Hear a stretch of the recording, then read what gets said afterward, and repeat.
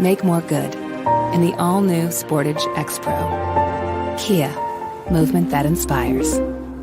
Quaker Steak and Lube is throwing open the garage doors and setting up the umbrellas. It's patio season. Come enjoy great food, drinks, and fun in the sun. There's always something happening at Quaker Steak and Lube, but we're really amping up our event calendars for our favorite time of year. Visit thelube.com to find out what's happening at your local lube this season. Lunch, happy hour, dinner, or late night, indoors or outside, at Quaker Steak and Lube, you'll always find big flavors, friendly faces, and lots of fun.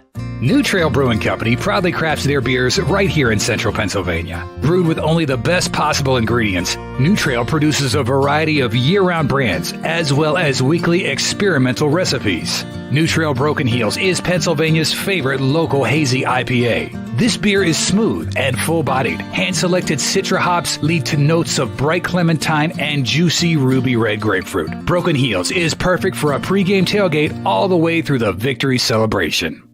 What's the best mid-size pickup? Tacoma. What's the number one mid-size truck in resale value? Tacoma. Want to get great gas mileage, 4 doors, and 4-wheel drive? Tacoma. Sioka Toyota of Williamsport has over 25 available right now. You can lease a brand new, never-driven Toyota Tacoma for just $379 a month. That's 30 months, 3,000 cash or trade, 10,000 miles a year. This is while supplies last. Buy yours or reserve yours today and see the Sioka difference. And remember, tell them Johnny sent you. And we welcome you into the Line Country Kia Goon and Ironhead show on a Tuesday. It is a drab, dreary Tuesday here in the Valley of Happiness as we get ready for Penn State and Utah in the Rose Bowl, dear Goon.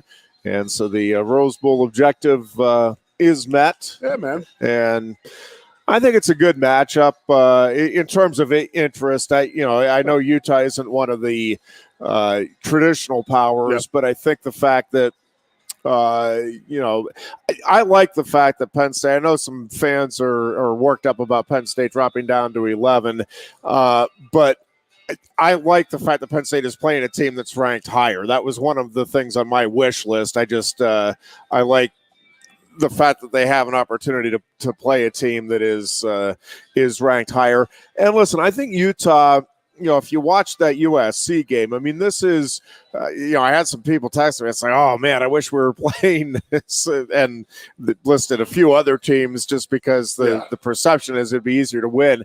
Listen, I think if you're Penn State, I think right now with where you're at with this program, you want as tough of a challenge. I mean, I would have been happy with Alabama for the same reason. I think you want to see where this team is right now and find out what it is you need to work on to get where you want to be next season. So I'm more than okay with Utah being the opponent here. Hey man, I'm using that 93 thing a lot lately. I've been telling you that this team just reminds me of our 93 team. They were just very well led by older players, but those older players graduated. There was the younger guys who saw it wasn't that good when they were young kids, like us at 91 and 92. The 94 team, and I've said it before a million times, the 92 team had more talent on it than the 94 team. But, we just put it together because we saw how bad it could go. Yeah. And the 93 team, we had really, really good leaders. We got on a hot streak to end the season. We go to a bowl game. We beat Heath Schuler, our Heisman runner-up, and at Tennessee in the Citrus Bowl. Use that as a springboard. KC was on fire the last 3 or 4 weeks of the year. And then we go to and he outduels, he outplays Heath Schuler. So big time momentum built over that winter and in the summer. And like I said, it's a springboard, and it was a springboard in the 94 season where we saw how bad it could be, and we didn't want it to get like that. And we won the games we had to win, and so this is just such a good scenario. I mean, I'd have been happy, like I said last week, I'd have been happy playing the Midas Car Muffler Bowl if it was a named team. I just did not see any kind of playing Tulane in a Cotton Bowl. I just did not see any justification where we can get fired up for and use that as a springboard. So the fact that we're playing Utah in the Rose Bowl, and again, I go back to what I told you 3 weeks ago, and that is it's still the Rose Bowl. It's what every college football, every high school kid wants. They want to play in the national team. But you know what? I want to play in the Rose Bowl too. So this is going to be on their resume the rest of their lives as a Rose Bowl, and it's even better when they see a Rose Bowl winner. Yeah, and I think that's the obviously next objective here is to close out the season, send off the seniors, those that are playing with the victory, and then again use it as a springboard into what you're hoping can be that next step next year. There's a big old hurdle in front of us being the Utah Utes. They are a hell of a damn good team. That is. I mean, they just beat the living crap out of USC on Friday. Yeah, them. When they play well, they play very well. And they're a very good team. They're obviously very beatable because they've lost 3 games this season. So, this is not a team that comes in with an aura of invincibility about it. But, yeah, I think watching that, that's the first time I've sat down and watched a Utah game this season. I mean, I've seen, highlights here and there and all of that on parts of games. But yeah, it is a really good team that I think is a worthy opponent. It's the type of opponent that you want to be facing if you're going to a game like the Rose Bowl. So I think, but I think the matchup is. I'll be curious to see, and again, part of it is going to be who's playing for both teams once the once we get to that stage. But I think the Penn State. I think matches up pretty well with Utah. I mean, I think it opened as a pick 'em, and I think Penn State's now 1.5 on most of the books that I'm seeing, which feels about right. I mean, I think that there's not much to pick from one way or the other here in this game. I think it's going to be a really competitive game, and I think it should be fun. Like, the non-Penn State and Utah fans tuning in, I think, should be treated to a pretty entertaining football game. I agree. January 2, I like that. That's the same day we played our game in 1995. We played them on January 2 because Rose Bowl does not play on Sunday. And do you know why? I saw an article today, but I didn't read it. Is it because they fear the NFL, or did they just keep it as God's Day? Do you know? I don't know. Yeah, okay. I mean, I would think it would be that because, the NFL wasn't all that back in the day. Yeah. They weren't afraid of it like they are, like everybody should be. But, New Year's Day is observed on the 2nd, so it should be a hell of a day there. It should be a great weekend. Not the issue, but, people who were going out there, it's tough because it's so spread out. It really, really is spread out. Yeah. Where everything is located. Where you go down to Orlando, you go down to even Miami is sort of centrally located where everything is. Where it's LA, it's enormous and stuff is all over the place. So, get with the tour packages, because if I had my doldrums on any of the bowl games, I would always just rent my own car, get my own hotel, and this and that. But when I go to the Rose Bowl, because it is so spread out, it might be better to get on one of those tours because you are guaranteed transportation to all the different events. And it is a tough place, and like, you're not kidding when you say a 4-hour ride for a 25-mile trip could take a couple hours. So it's crazy with traffic. So, you've been, right? Did you? Yes. Yeah. Yep. I was at 94 actually. Was that when you were Yinzer then? Oh yeah. You running the show. Yep. We had that was a fun trip though with the it was challenging for sure because of the, like you said, just getting from one place to the other. The cool thing for me about that trip was the police escort to the stadium for the media bus. I'm like, oh, this is pretty cool. Was it really for the media? Yeah. Wow. So that was I haven't seen one as a little player. Different. I have a couple stories I could tell you. You'll laugh your ass off. So Rosie Greer came to one of our practices, and it was right after the O.J. Simpson thing. Right around, he hadn't been tried yet. So, if you recall, he was O.J.'s preacher. Yeah, and he made the jailhouse confession, and they had to call in everybody and had this big thing and this and that. So, we're all sitting there at practice out in the middle of nowhere, and Rosie Greer's standing there, and me being the smart ass I was back in the day, he gets done talking to us and this and that, and I screamed, "Did he do it? Did he do it? Did he do it? Did he do it?" Just kidding around. So, other stories, I got some fantastic stories. So you talk about the media. So when I went there in 2009, I was working with Pat Bowl, and me and Pat did a radio show together. We got 3 car accidents in one day. Pat was the worst driver in the history of driving. He was not good. Oh my God! I was like, I got out of the car. We finally got to the place where we were going, and I said, "Pat, I'll take the wheel from now." And he goes, "No, the car is in my name. You can't." I said, "I'll take a cab." I did not ride with him the rest of the week. I said, "I'll meet you there." And then my prime rib story. I actually texted Pat Kraft the other day, and I said, "If the Rose Bowl needs me to come in for an alumni prime rib event, let me know." So.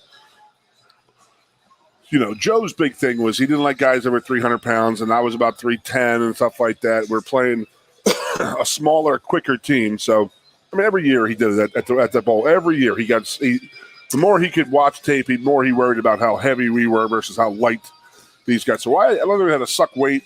That year I had to suck weight before my senior year before we played Auburn and this and that. So it was like how good of a experience could you have if you gotta watch what you're eating and your weight and stuff like that. So we have this thing called the Lowry's Beef Bowl, obviously Lowry's Steakhouse out there. Yep. And they have the one team come in on one night, and then the next team comes in on the next night, and they literally measure off how many pounds of meat you ate. So all week everybody's just sitting there like, "Hey, Goon, wait till this prime rib. Wait till all the people that work for the Rose Bowl, they're telling me you're gonna love it, you're gonna love it." And I'm like, dude, I always say I was put on there to do 3 things. Block people, drink beer, and crush steaks. So it's my destiny right here. I'm an offensive lineman at the Rose Bowl. I'm not drinking, so because we weren't allowed to drink at the event. But here I am allowed all-you-can-eat prime rib. I'm telling you, we walked in, and there was just a guy just cutting this huge hunk of beef, cutting it down. And I'm sitting next to Tony Pittman. And Tony Pittman's like 180 pounds tops. And he has the same size prime rib I do. And I'm like, "Oh, man, okay." And the guy's like, I said, "Can you give me a thicker piece, double size?" He's like, "Big man, don't worry about it. Come back as many times as you want. It's all you can eat." I said, all right. So, I got down that first piece, and I had the sides and all this and all that. And I barely even tasted the meat. I just wanted to get another piece in me. So I stand up to go back to the table, and the old man from across the room doesn't know who I am, but he's a pterodactyl, so he goes on like visual. He saw movement. And he screams, "Conlon, no, you're too fat. No. Sit down. No one's getting seconds." And I'm just like sitting there, and I about cried. I almost cried. I was like, "Dude, this is my destiny, man. My absolute destiny. You just took it from me." Then I look over, and like Stephen Pitts and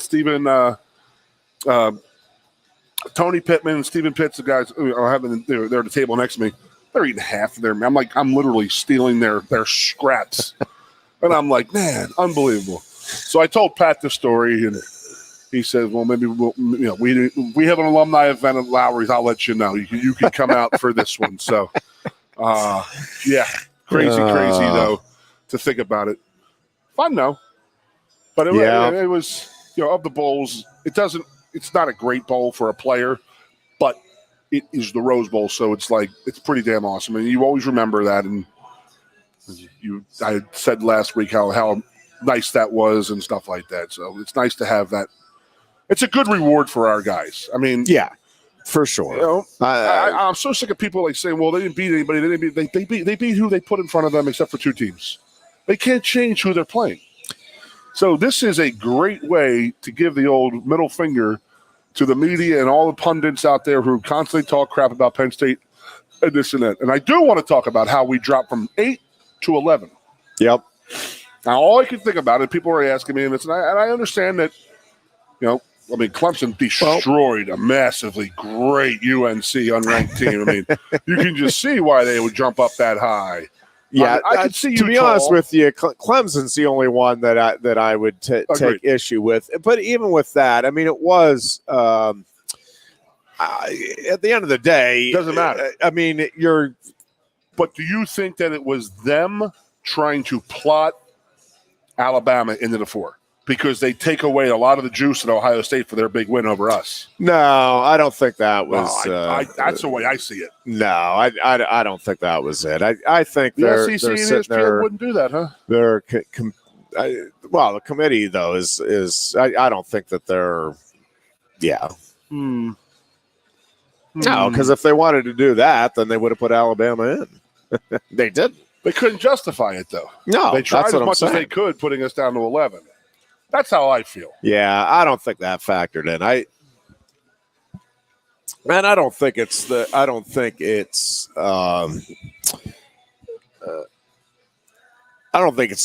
absurd or a grave injustice that Clemson would be ranked higher than Penn State. I think Penn State, to me, deserves to be ranked higher. But again, I don't think at the end of the day it's like some sort of an outrage that a 2-loss Clemson team is ranked ahead of a 2-loss Penn State team. It happens to us a lot, doesn't it? When you look at the resumes, and the other part of it is, listen, Penn State.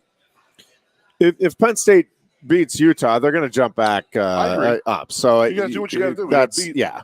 And at the end of the day, the other part. I mean, yes, there is a difference, just perception-wise, being top 10 versus 11 through 20. But again, Penn State beats Utah, they're going to be top 10. I don't know exactly where. And at the end of the day, I don't know that it much matters whether you're 5th or 10th. I mean, I really, in terms of national perception, in terms of looking ahead to next year, any of that. The bottom line is, if Penn State wins, they're going to have five victories at the end of the season. You're going to have that marquee win that this team is lacking, and then you again go into next season touting a top 10 finish, touting a win over Pac-12 champion Utah, and touting the fact that your only 2 losses came to playoff teams. Absolutely, could be the final 2 actually. So yeah, and so no, it's just such a big game. I mean, honest to God, it is an absolute monster of a game for James, because the adage is that he does not win the games he's not supposed to. He's not supposed to win this game. This is the 8th ranked team in the country versus we're 11. So okay, they're ahead of us. We're not supposed. And you're out there. I mean, it is a West Coast. I mean, and I do think that factors into the perception here. Yeah, I mean, there's no doubt. I mean, they have a lot easier way to get there, and our fans will travel well, I hope, and our guys will get the the fan support that they deserve, and then finish a great season off. And it's just it's icing on the cake right now. There's a little cherry on top. It was the best scenario that could happen to us, and if we track and finish up well, it's gonna bode well for us next season. And I didn't think it would happen, and obviously it didn't happen. But I was rooting for Purdue to beat Michigan and for Georgia to lose as well, just because I wanted to have all 4 playoff teams going into the playoffs coming off of a loss, which would have happened if both of those teams had lost. You're still, I don't know, the order might be different, it might not, but I still think you're looking at the same 4 teams here at the end of the day, regardless. And it just would have been, I think, entertaining to have all 4 teams coming off of a loss, but obviously both Michigan and Georgia took care of business pretty handily. And listen, TCU is deserving. That was a great game with Kansas State, and you're literally talking about inches away from winning that thing for TCU. So why? I do think I am really curious to see the semifinal games, because I'm curious to see how good TCU is, against that Michigan defense in particular.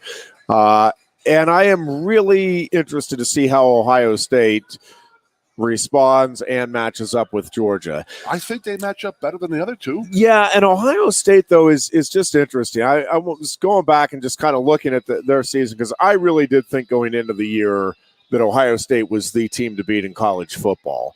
And I don't know that they ever played the type of game that I thought you would see consistently from them in any game this year. And they certainly had plenty of letdowns. I mean, Northwestern, Maryland, I don't know that Penn State was a letdown, but obviously they didn't dominate that game. And obviously Michigan was a huge disappointment. So I still think that is a really talented roster, but I'm just wondering if there is something either with the chemistry of that team or again, it could be just there's a few of the players that are overrated and they're just not as good as they were touted to be coming into the year. But I mean, the line play and Michigan's lines obviously are really good, but I was surprised to see Ohio State get pushed around in that fourth quarter in particular, the way it did against Michigan. And I'm just curious to see how they respond. And listen, I don't think Georgia's an unbeatable team. I mean, Georgia's looked good, but has also had its vulnerable moments this year. So that I don't think I don't think any of these teams are head and shoulders above. And I mean, I'm not going to be shocked with any result in these games. I think, Georgia and Michigan are 1 and 2 for a reason, and those are the two teams that I think most are expecting to get to that championship game. But, I'm not going to sit there wide-eyed and jaw on the lap if we get a TCU Ohio State matchup in the national championship game. Not going to be upset about it. I mean, I really, honest to God, I don't see TCU matching up well, but if you look at what the Big 12 has done the last 2 years in bowl games, especially last year, they went undefeated head-to-head against the SEC in a lot of big games. So they're no joke. I mean, there's people I, for one, give the Big 12 a lot of crap because there's no real defense play, but TCU can play defense, man. Yeah. They really can. So, Corum being out is a huge thing. It should have been a bigger thing. I mean, it really didn't matter against Purdue because that was, but the Ohio State game, they threw the ball pretty damn well. Yeah. And I just can't believe how bad Ohio State covered them in that game. Yeah, I mean, geez. But I mean, I'm going to go out on a limb, and I really think Ohio State has a shot against Georgia. I really do. They match up so well. They're built very, very similar. No, I agree with you. I think it is. I think it's a good matchup, but I think that's going to be a really good game. I just at this point I do question whether Ohio State can close out a game like that with what we've seen this season. But I think it'll be fun to watch and see how it all plays out. And again, for Penn State, I think it's just great opportunity to get a lot of extra practice, which is obviously part of the reason you want to get to a bowl game. As you said, it is a nice reward, especially for the seniors, to be able to close out with that type of an opportunity. And I do think it's, again, a chance for the team and the program to get a signature victory for this season and to really, I think, grab a lot of attention for the preseason next year, because I do think Penn State is going to be one of the teams that a lot of folks are going to be high on next year in terms of teams to watch and in contention for the playoffs and for a Big Ten title. Another thing that bodes well for us, in my opinion, that Utah was there last year. Yep. And it's like going to be a ho-hum event for – I mean, I don't think they've had anybody not going to opt out of this game. I know the only person we have opted out would be Joey Porter Jr. so far. Yeah, I don't think we're going to have a rash of those. Yeah, I don't think it's going to be ho-hum for them because of the way that game went last year. I think if they had won last year, I think it'd be more likely that there would be maybe some disappointment but I think the fact that they lost and that it's a different opponent this season, I think those two things make it intriguing here for Utah and even for the fans. I was talking with some people. I will be interested to see, and I don't know how you compare it. I mean, obviously, I have no idea. I'm assuming Utah traveled very well last year. I don't know what the numbers are or anything like that. But I'm betting that they travel as well or darn close to it as they did a year ago. again, just because of the Penn State name and matchup, and that it's somebody new. And again, same thing. If you're a fan that can afford it, you're wanting to go out and see your team win the doggone game. It is the Rose Bowl. Yeah. I mean, it is the granddaddy of them all. But think about the other. They're the only game on at that 5 o'clock hour. Yeah. They're the only game on in this country on the observed New Year's Day. Yeah. So you're going to have 40 million, 50 million eyes on you, 100 million. I don't know. It's going to be crazy, man. Just to think about it. That's what's so cool about it. So cool about it. Again, I go back, it's not best for the player, but it's still the freaking Rose Bowl. And it's something I still talk about being, I went to the Rose Bowl, and I do have friends who played the Rose Bowl and lost, so I do hold that over their heads. There you go. Penn State basketball tomorrow night, taking on Michigan State at the BJC. And be curious to see, again, the vulnerability obviously is inside for Penn State and against these elite teams. It's one of those things where Penn State is going to need to be on offensively to be able to knock off some of these teams. And but yeah, at home and on any given night, I do think this team is capable of beating anybody. And obviously, this would be a huge way to open up the conference season if you can get the big W tomorrow night. And it'll get, how many times has Penn State, and I don't know that this year, there's a couple of things that are a little different. Penn State was competitive in 2, road losses here against Power 5 teams. But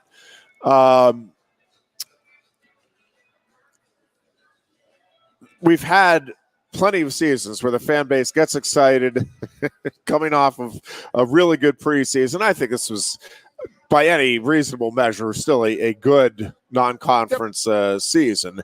Not great, but very good. And then, they lay a dud, and everybody's like, oh, here we go again. I don't think this team's going to lay a dud. I don't think Micah Shrewsbury will let this team lay a dud. But if you can get a win here, again, that excitement level and the bandwagon just grows exponentially out of the gate here. And as we've talked about, Goon, listen, it is – the Big Ten is really tough sledding. Like, you can be a really good team, really good, and be a 500 or even worse team in conference play. Huh? It's just that there are no gimmies. You watch that Maryland-Illinois game. Of basketball, there's no doubt in my mind. What better way to kick the season off? And, the students, this is the last game they're going to be here until next semester. So it's like I want them all to show up. And, we go back, we've been talking to this for 3 years now, how much we just don't like weeknight games in state college. It's tough. It's so tough for our fan base to get there. It is. This time of year is tough, but I would to update whoever's listening, and that is that we're talking about our fan base is. Can they drive 2.5, 3 hours here, watch a game, and drive 2.5 hours home? After work, and then go to work the next morning. You're asking a lot of people to do that. Yeah. A whole lot. If somebody can afford to stay overnight, that's fine. But who can really miss a day at work for a basketball game? And yeah. I hope that it's on the onus is on the students, in my opinion, to get a bunch of people there and watching those games. I know my nephew's a senior, and he's like, I'm going to go to this game. I haven't gone to many games in my career, but I want to go to this one. So I said, hey, man, get on board. Tell your friends to get all their asses there. This is a good team. They're fun to watch. They're competitive. They're hustles. They can shoot. But, as a former unathletic big man in the middle, we don't have anybody who's in there gooning it up. So it does scare me a little bit with our lack of size in the middle. I think Virginia Tech exploited that in the first half, but we stayed with them. And we lost the Tech, right? Virginia Tech. Yes. But we kept it close in the first half, and then kept it close, but the big man was dominating us on the inside. So, yeah. Yep. I'm excited to see how this team fares in Big Ten play, and obviously it starts with just a big-time opportunity here tomorrow night against Michigan State. It's like opening up with Sparty has been head and shoulders above everybody for the last 15 years. It's Ohio State of football, right? Yep. You open your season with them. I mean, your Big Ten schedule at home. Hopefully they come out a little bit because it's not an easy place to play. James Franklin, Indiana or Purdue. It's tough to. There's no crowd. There's no ambiance. Apparently, James Franklin did, text Micah. He's just curious after the game. He wants to hear Micah's thoughts on what it's like to open conference play at home. Yeah, really interesting concept there. That I know what I want to talk to you about, and it regards that. Is there any way we could not have a home Thanksgiving weekend game here? It really is stinks. tough. It's really tough watching that game last week. And, they announced 95,000 people, but there was nowhere. There was 70,000 people in there. Yeah. And it just stinks because it was a team, a bunch of kids fought their asses off all year. They deserved a little bit more recognition. And it is what it is. I'm not faulting people. Yeah. But you have – 30, I actually thought the fans did a good job. The atmosphere was actually really good. Because I think the fans see the students aren't there. They figure, okay, we got to pick this up. It always happens that way. Yeah. But it's just not fair to honest to God to the regular students. I mean, do they come back to school 2 days early and leave their family for a couple days? And they could do that. You're asking a lot. When it's on TV. And, Thanksgiving weekend at home, visiting some old girlfriends and this and that and having a couple brews with the boys and everybody. And it's just tough to come back. But, I mean, do you think because of where we're at, we don't have a local crowd that really our people travel to games. Like, we'll never have a Thursday night or a Friday game. We'll never have that because our fan base can't. I would never say never, but I think it's very unlikely for the foreseeable future. I would never say never. That there was a time when people would have said that you're never going to see a night game at Beaver Stadium. I mean, things change over time. I'm telling you, and if TV money and ponies up, I'm with you. I in the foreseeable future, but I would never say never. The TV dictates everything, and if TV eventually says, "Yep, Penn State, you are hosting a game Thursday night," that is part of the contract here. They'll host a game on Thursday night. I'm not going to quibble, but I don't think it's anytime soon. But again, things do change. But it's the same thing. Over time. Our fans wouldn't be able to really. I'm with you, and I hear you. I don't think it's going to happen anytime soon, and it may never happen. But I'm just saying, money, TV money in particular, dictates an awful lot. And can I see a scenario where Penn State is told and it will acquiesce because of the money involved? Oh yeah, I could definitely see that happening somewhere down the road. But interesting. But what I'm saying is, do you think we could petition to just not have a home Thanksgiving weekend? Could petition. I mean, see how well the Big Ten listens to the desires of Penn State. You could petition. I'll open up on the road. That's fine. We'll end up on the road too. But I mean, I just don't like it. I don't know what we're going to do when the two new teams come in, and how they're going to handle that. Are we still going to play Sparty last weekend? And I told you how much I'm looking forward to seeing USC and UCLA come to Minnesota on November 12th, 2028. Yep. I cannot wait to see the West Coast boys out there screaming and crying about how cold it is. Yep. Oh, I'd love it. I love it. Turning it to the NFL. What happened? Listen, that Tennessee Titans defense, I just shut the Eagles down, Goon. And listen, it is a vaunted defense Henry was for a all reason. Over the place. He ran them all over. I mean, the whole 30 yards. Listen, I'm obviously not surprised the Eagles won, but wow. And I saw in the top left corner the Titans fired their general manager this morning. Yeah. Just this afternoon. So yes, it's I'm okay. Everybody still has their little doubts on the Eagles and this and that in the national media. it really is funny. They have a 2-game lead over the next best team, which is fine. You know, they don't have a great schedule, but they were saying, well, we'll see what they do against Tennessee. Well, they beat Tennessee by 35 points. What can you do now? I mean, but how they're winning games? They're winning games late in the game when they're not playing well. They're still pulling it out. I mean, I love it, man.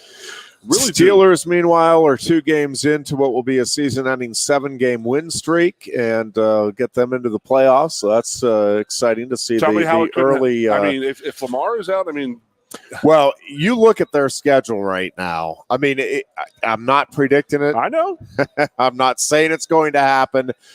But when you look at that schedule right now, you have the Ravens twice. And, yes, Lamar Jackson is, questionable, I guess, at best. They said PCL. Yep. And I mean, for the next game as well, the next meeting. Yep. You have the Browns at the end of the year, so you have Baltimore and Cleveland for the last 2 games, but you have Baltimore this week. It is winnable games. Probably the Raiders on paper, but that one's in Pittsburgh. That's probably the biggest challenge, again, on paper, because you have Carolina in there, the 2 games with Baltimore and Cleveland. I mean, it is like you're looking at it, it's like, well, it could happen. And listen, I do think Kenny Pickett is figuring some things out, and I think they're figuring out, they, being the Steelers, are figuring some things out about what does and doesn't work. With him and the personnel they have around him at the moment with that offense. So we'll see. Again, the Steelers are not, even if they are a playoff team or become a playoff team, they're not actually a playoff team this year. I mean, they're not that caliber. But listen, they could go on a run here, and they can drop one of these games and still keep Tomlin's streak intact, or record of never having a season below 500 intact. And we'll see. It's a lot still to play for, though, is the good thing for the Steelers, because was not so sure that was going to be the case as we sit here today 2 weeks ago. It's impressive what they're doing right now. I mean, and they could really still go on that run. You're exactly right. I mean, I have a friend who has to go to a business trip on January 12th. Conference starts that Monday, he said. He booked his flight early to get in just because it might be a Steelers playoff game. Yep. He's holding out. He's holding. I'm with him. I'd be doing the same thing. Good for you. Good for you. So how was your weekend with the boys? It was good. I did a lot of traveling back and forth from the the eastern part of the state, but it was good. The Cure Arena was it was just an interesting setup, and then obviously it was a packed house for the Lehigh meet. And I think overall, Max Dean's results obviously are the one downside, and I think he's going to be fine. Hats off to. How's he in the 7th year? Well, he took basically 2 COVID. years off from competing because of the Ivy League's rules. So he had 2 years completely off there with COVID before he came into Penn State. Well, he's in his 7th year of collegiate. Yeah. Jesus. Yeah, since he enrolled, at Cornell, but very impressive. But listen, I think he is. I think he'll be fine. You start looking around at the country. What is crazier to me than the results for Max Dean this weekend is that there are wrestlers who still go undefeated in this day and age. I'm just telling you. When you look at the caliber of wrestlers that are out there, and every year you get an influx of new, highly trained, ready to go competitors coming out of high school, and this sport does take its toll on you. We talked about it with Iowa last year, and I'm not sitting here telling you that Max Dean can't win a national title because he's been around so long, and the fact that he had a couple of years off. and off means different things to different people.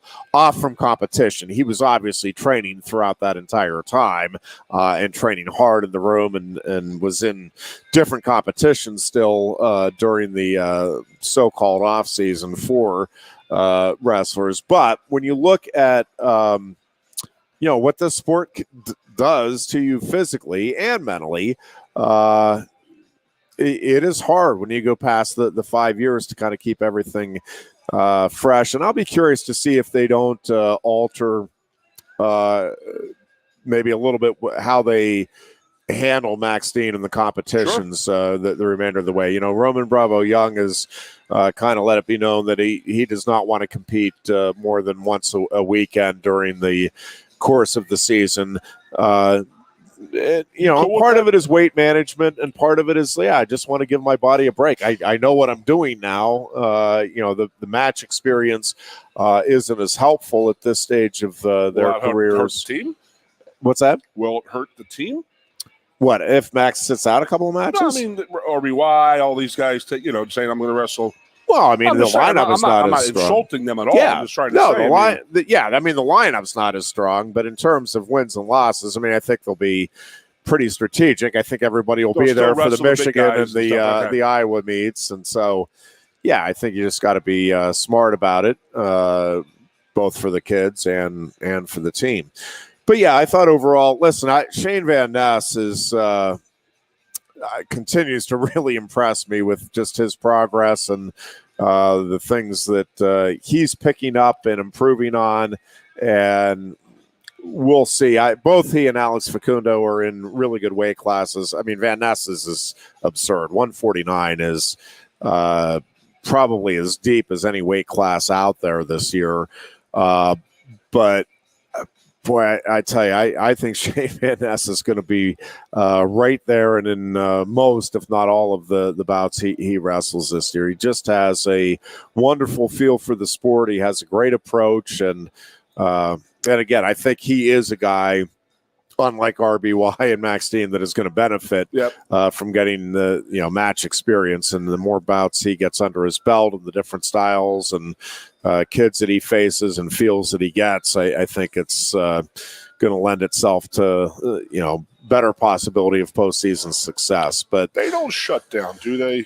Like hockey sort of has a little bit of a couple week lull between the semesters. Well, they not really. I mean, they'll go to New Orleans this year for the National Collegiate Duels on the whatever it is, 21st and 22nd, and then. But they'll be back at it January 5th. So, I mean, you have basically not practice. Correct, match-wise. So they'll take a break. They'll go home over for Christmas, and then they'll come back in. A lot of them will practice with their high school teams, or they'll keep training and stuff over that week. That's crazy. Some of them won't come back between Christmas and New Year's, but my guess is.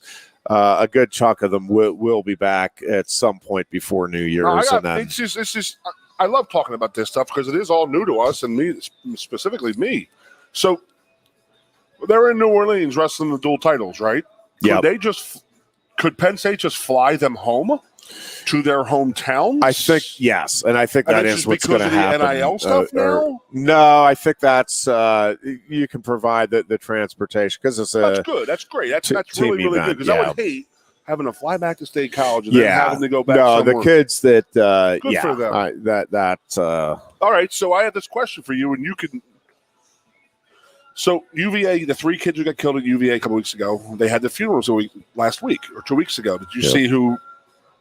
Robert Kraft from the Patriots gave the Patriots team plane to UVA's football team to go to the 3 different funerals because they were over a 2-day span. So he could fly the team as a whole. And I'm sitting there, is that an NIL thing? Is that a gift above and beyond? That's is a it a gift question. in a program? Yeah. Right? It's so nowadays, crazy. yeah.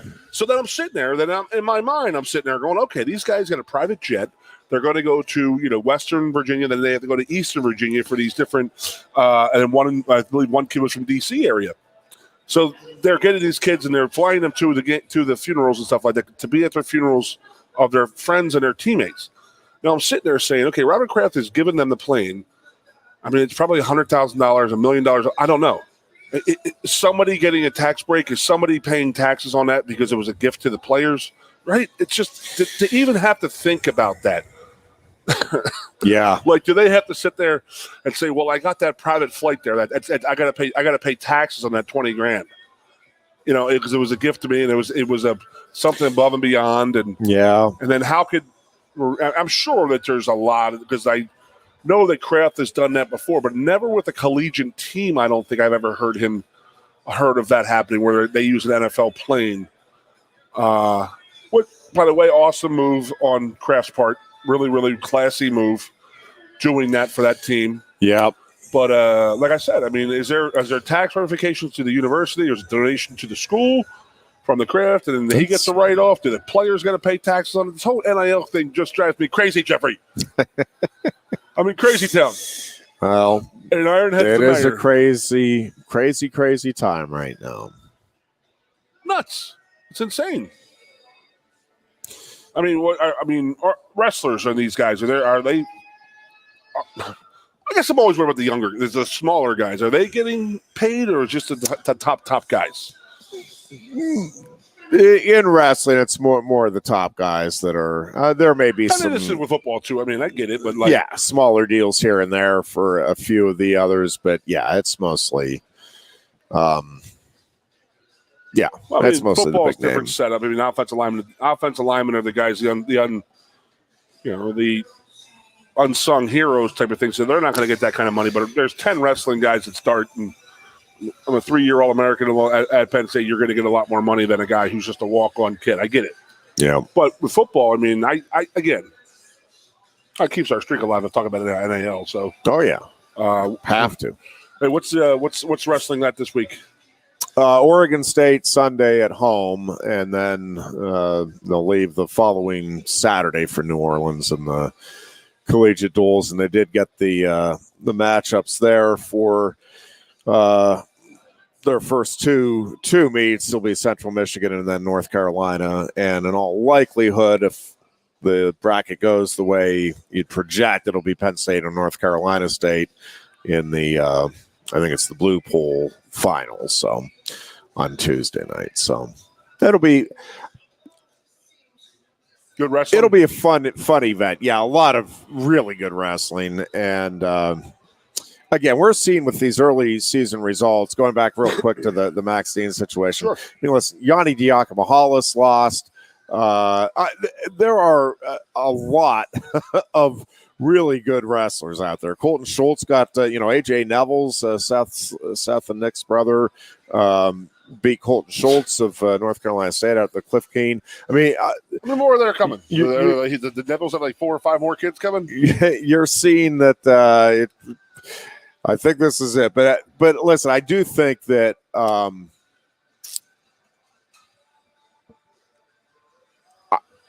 My take on Max Dean's weekend is, do you understand how remarkable what you're seeing Roman Bravo Young and Carter Storace and Aaron Brooks do is? Because it is really hard Diakomahalis is a legend in the sport. I don't know. There's just a lot of really good kids, a lot of really good coaches out there. And we'll see how it all shakes out in March. That's when it's really going to matter. But boy, I'm telling you, I think this year, and I probably have said this every year for each of the last 10, and I've met it each time, and I think it's played out probably that way each time. I think this is going to be as exciting of a year for college wrestling as we've probably ever had in terms of the already. I mean, at 149 now, you want to see Austin Gomez and Diakomahalis again. Sammy Sasso is still in the weight class, by the way, and I want to see where Shane Van Ness fits in there with those guys. I'm not sure Van Ness by the end of the season isn't going to be a legit contender as well. Heavyweight, how that thing shakes out. I mean, Kirkfleet obviously got the big win over Cassiope, but now you have Schultz losing. Mason Paris is there. Kassar was Holy pretty impressive. Crap, dude. Yeah, pretty impressive. And I think, both he and Bo Nickel have a chance to kind of pave that path forward even a little further than what guys have done previously in the MMA world from Penn State. I hope they don't go down a punch drunk route eventually down the road. Yeah, but I think there's so much money in it now up front. There is. They don't need to have to go and do this 3 or 4 times a year. But have Kassar or Bo been hit yet? I don't think they have. I don't think. No, well, Kassar definitely not in that one. And, I don't think Nickel's taken anything flush to this point for sure. Very impressive stuff. I mean, now, you were around the guys, so you know them. They talk about this type of. Is that stuff that they talk about as a college guy, saying that's what they want to do? Yeah, some of them. So where David was geared towards the Olympics. Bo, that wasn't Bo's thing. Well, it was Bo's thing, and then once he got beat out, I think he pivoted. Now, I think he was always. I mean, I think the MMA route was always something that he was looking at some point, and I don't think Taylor ever seriously considered it.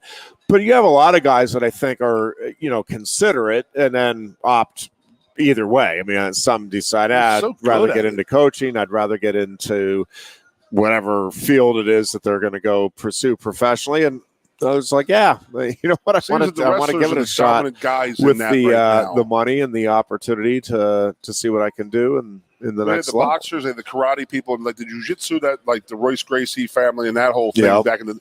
Is that still what they want to avoid those guys, right? Because those guys.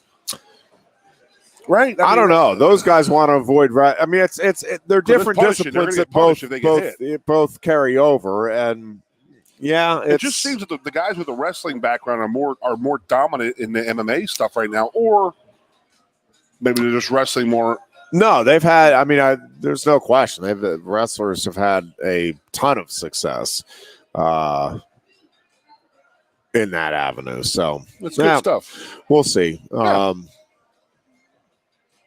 Something else I wanted to just touch on, and now I'm blanking on that.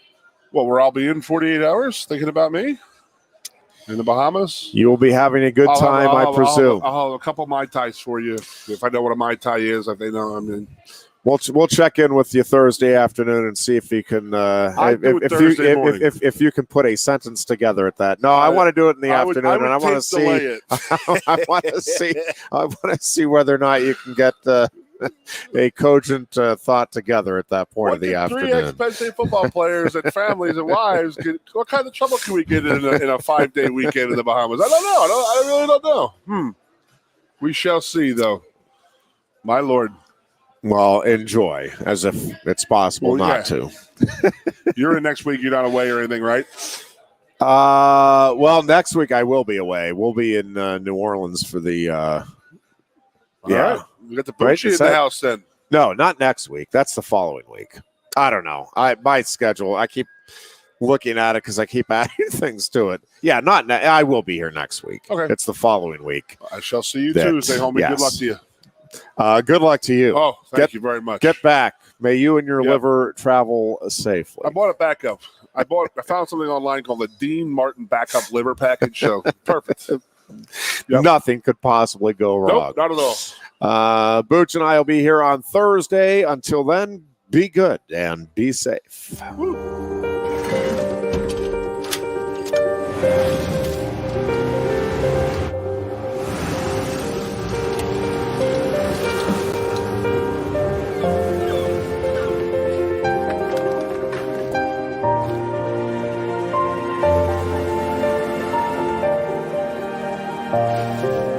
Make more good in the all-new Sportage X Pro. Kia, movement that inspires.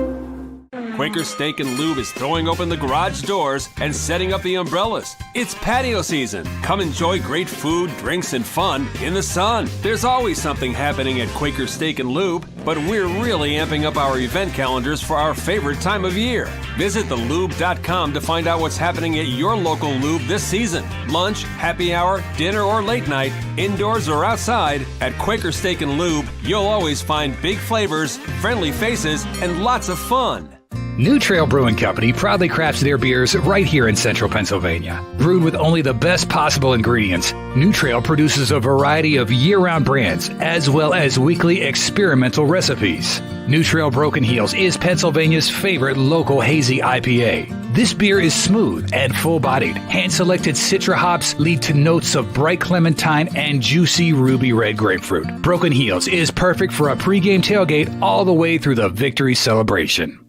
What's the best mid-size pickup? Tacoma. What's the #1 mid-size truck in resale value? Tacoma. Want to get great gas mileage, 4 doors, and 4-wheel drive? Tacoma. Sioka Toyota of Williamsport has over 25 available right now. You can lease a brand new, never-driven Toyota Tacoma for just $379 a month. That's 30 months, 3,000 cash or trade, 10,000 miles a year. This is while supplies last. Buy yours or reserve yours today and see the Sioka difference. And remember, tell them Johnny